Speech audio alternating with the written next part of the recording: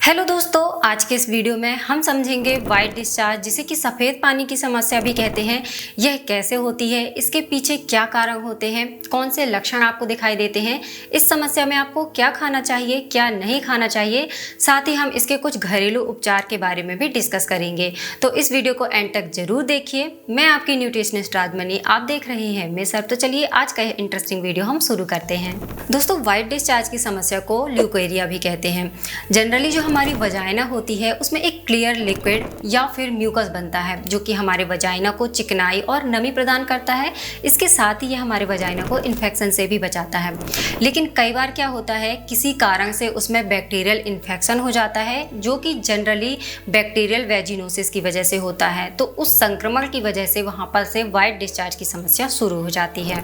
सफ़ेद पानी की समस्या जनरली जो ज़्यादातर महिलाओं में देखी जाती है वह होती है प्यूबर्टी के समय, प्रेगनेंसी के समय, पीरियड्स और मेनोपॉज के समय, क्योंकि इस समय हमारे हार्मोन्स बहुत ही तेजी से चेंज होते हैं। इसके अलावा यदि आपके हार्मोन्स किसी बीमारी की वजह से या स्ट्रेस की वजह से इम्बैलेंस हो गए हैं, तो इसकी वजह से भी आपको सफ़ेद पानी की समस्या हो सकती है। बहुत सारी महिलाओं में यह समस्या vaginal wash, tampon, sanitary pad और पैंटी लाइनर्स यूज करने की वजह से भी हो सकती है। कई बार क्या होता है कि यदि आप गर्भ निरोधक गोलियां ले रही हैं या फिर सेक्स के दौरान वेजाइनल सर्विक्स या फिर योनि में चोट लगने की वजह से भी आपको वाइट डिस्चार्ज की समस्या हो सकती है। इसके अलावा यदि आपका इम्यून सिस्टम वीक है तो इसकी वजह से भी आपको ये प्रॉब्लम हो सकती है, क्योंकि इस समय आपको किसी भी तरीके का इन्फेक्शन बहुत ही तेजी से होता है। दोस्तों, आमतौर पर यदि आपको वाइट डिस्चार्ज हो रहा है और आपको किसी भी तरह का इन्फेक्शन नहीं है तो यह डिस्चार्ज बहुत ही कम मात्रा में और पतला होता है। लेकिन यदि यह किसी इन्फेक्शन की वजह से है तो यह गाढ़ा और ज़्यादा मात्रा में हो सकता है। इसके साथ ही इसका कलर भी बदल सकता है। इसके अलावा आपको यूरिन डिस्चार्ज करते समय जलन और दर्द हो सकता है। इसके साथ ही इन्फेक्शन की वजह से आपके वजाइना में रेडनेस और खुजली हमेशा बनी रहती है। इसके साथ ही आपके वजाइना से मछली की तरह तेज गंध आती है और आपके जो पीरियड्स का साइकिल होता है, 2 पीरियड्स के साइकिल के बीच में आपको स्पॉटिंग या फिर रक्तस्राव भी हो सकता है। यदि ये सारे सिम्टम्स आपको दिखाई देते हैं तो ये आपको वाइट डिस्चार्ज की समस्या के होते हैं। सफेद पानी की समस्या में चावल का पानी रामबाण माना जाता है। दोस्तों, वाइट डिस्चार्ज की समस्या में अनार भी बहुत ही ज्यादा इफेक्टिव होता है। आप रोज 1 कप अनार का जूस पी सकती हैं। यह एंटी माइक्रोबियल, एंटी फंगल गुणों से भरपूर होता है। इसके साथ ही इसमें आयरन की मात्रा बहुत ही अच्छी होती है, जो कि इन्फेक्शन से लड़ने में आपकी मदद करती है। आप चाहें तो डायरेक्ट अनार भी खा सकती हैं। दोस्तों, आंवले को सफेद पानी की समस्या में बहुत ही अच्छी औषधि माना जाता है।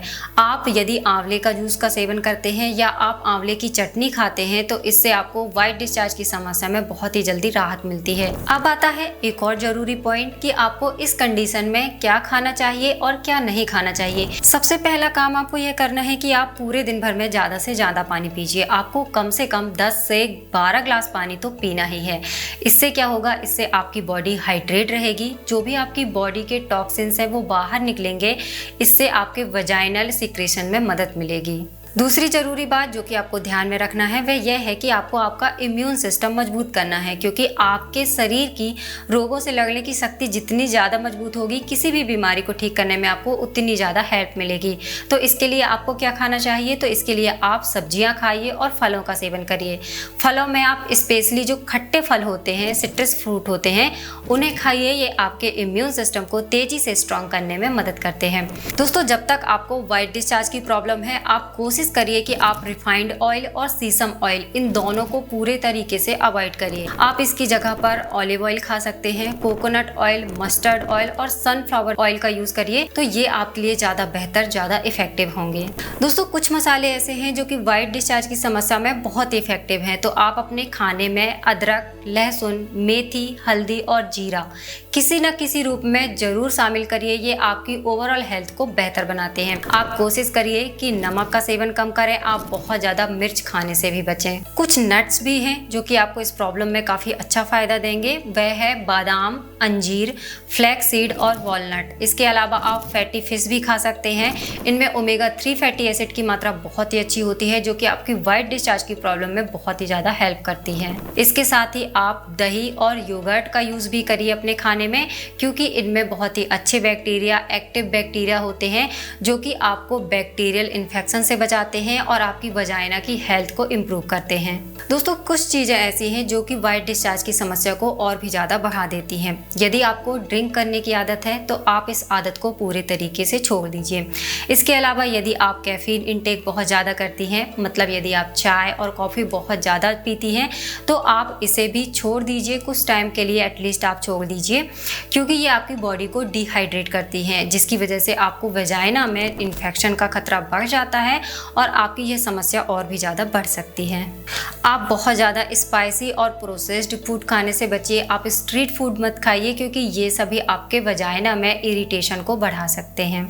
दोस्तों अब बात करते हैं कुछ ऐसी बातों के बारे में जिनको आपको बहुत ज़्यादा ध्यान में रखना है, क्योंकि ल्यूकेरिया की समस्या को आपको ठीक करना है तो आपको पर्सनल हाइजीन मेंटेन करना ही होगा। तो सबसे पहली बात, जब भी आप यूरिन डिस्चार्ज करती हैं, इसके बाद आप अपने वजाइना को नॉर्मल सादे पानी से धुलिए और इसके बाद उसे कॉटन के कपड़े से पोंछ लीजिए। यह किसी भी तरह के इन्फेक्शन से बचने का सबसे आसान और इफेक्टिव तरीका है। जब तक आप ठीक नहीं हो जाती तब तक आप कोशिश करें कि आप सेक्स नहीं करें, और यदि करती भी हैं तो आप कॉन्डम या डायफ्राम का यूज़ करें और सेक्स करने के बाद आप अपने वजाइना को अच्छे तरीके से साफ करें और उसे मॉइस्ट करें।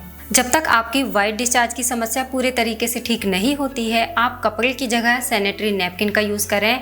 आप सिंथेटिक पैंटी की जगह कॉटन की पैंटी यूज़ करिए, यह ज़्यादा अच्छा होगा।